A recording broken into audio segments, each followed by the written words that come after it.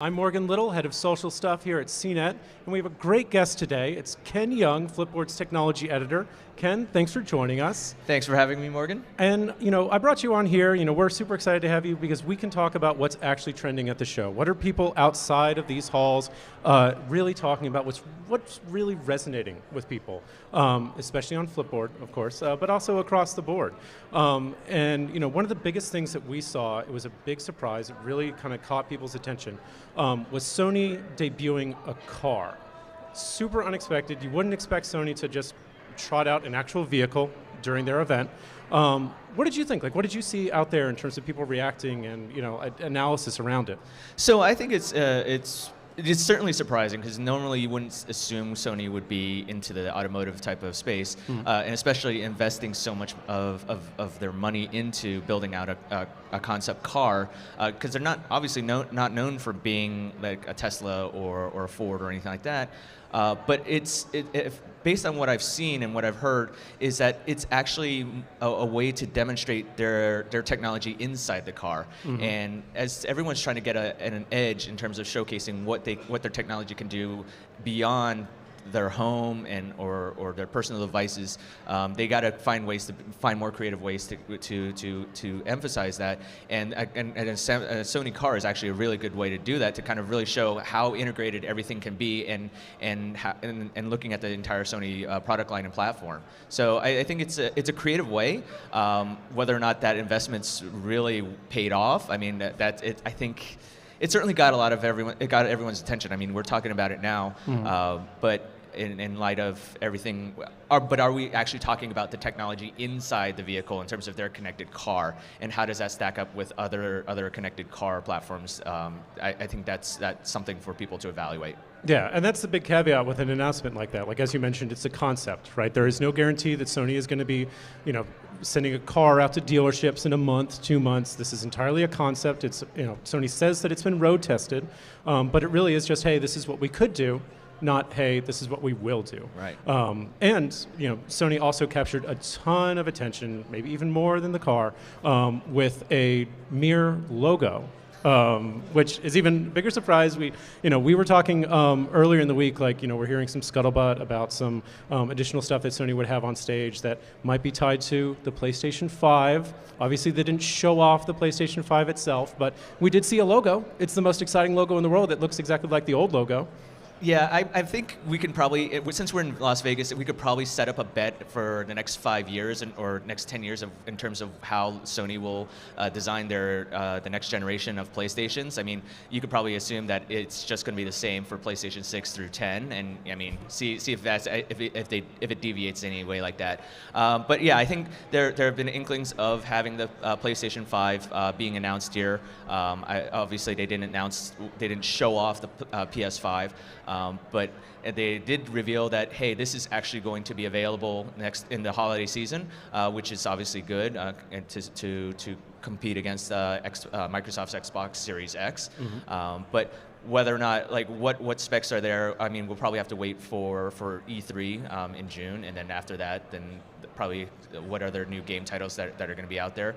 Obviously, CES is not totally known for being having a lot of games.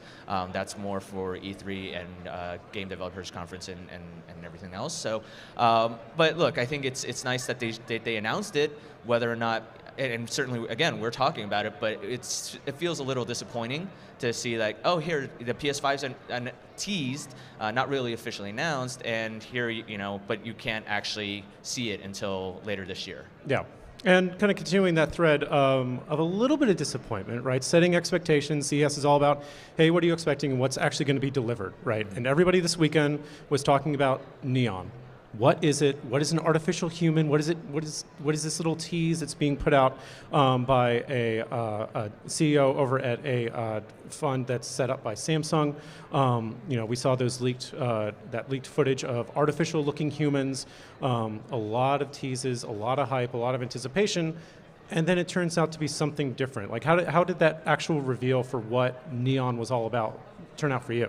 So as soon as I heard about Samsung's Neon, I assumed it was going to be something tied into Samsung, but of course it's actually a subsidiary of Samsung, built through Star Labs, with a nice little flash tribute there. But I thought it was actually going to be something comparable to Bixby. Certainly it's not. Samsung fully parted away saying that this is not going to be a Bixby replacement, but I thought that this would actually be a true test to see what Samsung could do with AI. Bixby hasn't really performed better than Siri, than Google Assistant, or even Amazon Alexa.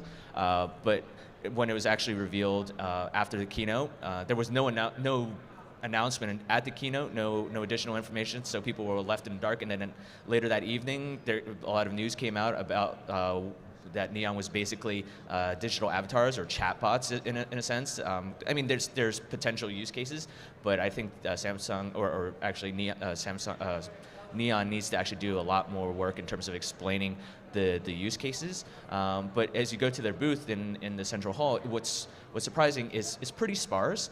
And I think it's way more conceptual than anything, because as you look at the displays, it's kind of, I mean, it's well designed, but at the very bottom, of each screen, there's a disclaimer saying for illustrative purposes only. So is it simply just a pipe dream right now? When I talked to some of the folks there, they were kind of a little hesitant to give me a little bit more information. I know that CNET's gone out there and talked to the CEO of the company, and left confused as well. So I think that's equally, that's a sign of saying, like, look, something's really, really awkward here, something wrong here, and the Star Labs needs to really get in front of this and explain it, because at one point I was really, really excited about this, and then I think this is a pretty big disappointment. Yeah. And it's just one of those things, you can see the internet's reaction to this. Yeah. Everybody gets hyped, everybody gets excited, the cycle escalates, and then you see what the thing is, it's not what you expect, and everybody immediately has the backlash. So it really is a good opportunity for them, honestly, to kind of reset expectations, to say, hey, here's what it actually is, here are the actual use cases, but you have to actually have to execute on that.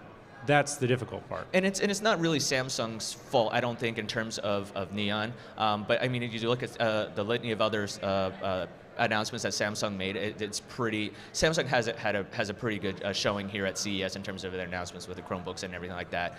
But I think their affiliate, I think because they're tied in, they're somehow affiliated with Neon. It's rubbing off, that disappointment's rubbing off on Samsung a bit. Absolutely. And we're just talking about digital avatars. We also have real avatars at CES this year. Mercedes-Benz, in concert with James Cameron and the team that will maybe release Avatar 2 at some point in the far-flung future, they made a car inspired by Avatar. Like, what the heck is this thing? So it's probably the antithesis of Tesla's Cybertruck, because it actually doesn't have any angles. But I think this is a kind of an interesting. I actually like it. It looks very futuristic. But then again, look, that's the whole point of a concept car, right? Things that you may not ever see. Like, we could probably see this. If Mercedes actually does come out with this, in the next 2 decades or so. I mean, it's pretty interesting. I like how it's designed. What's inside in terms of like the whole sensors and all the gadgets and doohickeys, I think it's worth looking into. And those type of the technology that they like to see inside of it, it will probably be built somehow in very soon, whether it's coming from companies like Tesla or even Mercedes. You're not going to necessarily see it in the current form that what they revealed with the Avatar car, but it probably will inspire additional things like for safety features or maybe eventually fully autonomous vehicles. Yeah, I would hope that they at least bring it to Avatar World at Disney World and just be like, hey, we built one, let's showcase it, you can see it, you can sit in it. But what's the bet? Will this car come out first, or will the next Avatar movie come out first? I'm not going to put any money on either of them coming out. So for things that might not come out, Alienware, Dell's Alienware had a really, really interesting reveal. We had it actually on the live show, the grand debut of their UFO concept. And it's, the TLDR is that it's a Switch for PC games, but it's a little bit more, right? There's a little bit more going on there. So, like, how would you summarize what Alienware revealed? So I think you're right. It is like a Switch competitor-esque, but I think, and the Switch has done a fantastic job in terms of reviving Nintendo's prominence. And so I think this is, as you see more people want to play games, and whether it's through streaming or cloud or on the go, I think this is a good effort by them. I think the question remains in terms of whether it's impactful and then this affects all game consoles.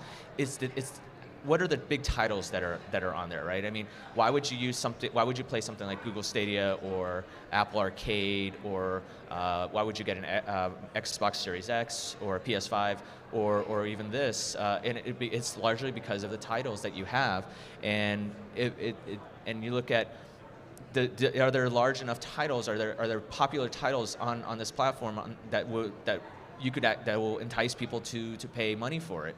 And I don't know right now. I think it's a wait and see. I mean, Alienware has certainly come up in the world, and I mean, it's certainly something to pay attention to. Yeah, it's another one of those. It's a capital C concept. Right. We don't have a price. We don't really know how the range of titles that this thing can run well, right? Like the promise of, oh, hey, I have an entirely portable PC that can really run something at the highest specs. Great, that's perfect. But what are you going to do about cooling? What are you going to do about weight? This thing weighs about 3 times as much as the Nintendo Switch.